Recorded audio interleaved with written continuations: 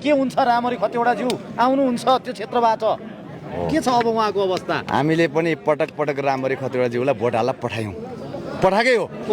ओखलढुङ्गे जनताले र हामीले पनि पटक पटक उहाँलाई भोट हाल्न जिताएर पठाएकै हो।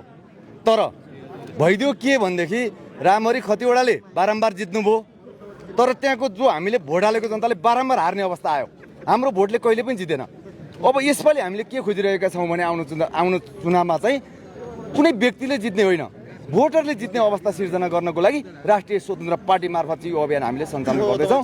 अब अहिले चाहिँ हामीले जति पनि भोट हाल्यौँ, कुनै व्यक्ति अमुक व्यक्तिले जित्यो र अमुक व्यक्ति कुनै पार्टीले जित्यो होला, तर भोट हाल्ने जनताको विश्वास चाहिँ जहिले पनि गुमाउनु परेको अवस्था छ।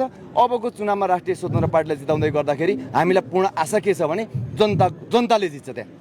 त्यहाँ कुनै अमुक व्यक्तिले जनताले जित्छ, यो कन्फिडेन्सका साथ राष्ट्रिय स्वतन्त्र पार्टी ओखलढुङ्गा जिल्ला जाँदैछ। भनेको यस पटक रामहरि खतिवडाले ओखलढुङ्गाबाट फेरि मान्यज्यू आउने अवस्था, मान्य बन्ने अवस्था सहज छैन। अब यो चाहिँ कुनै पनि मानेमा, कुनै पनि अवस्थामा यो चाहिँ परिकल्पना गर्न सकिँदैन।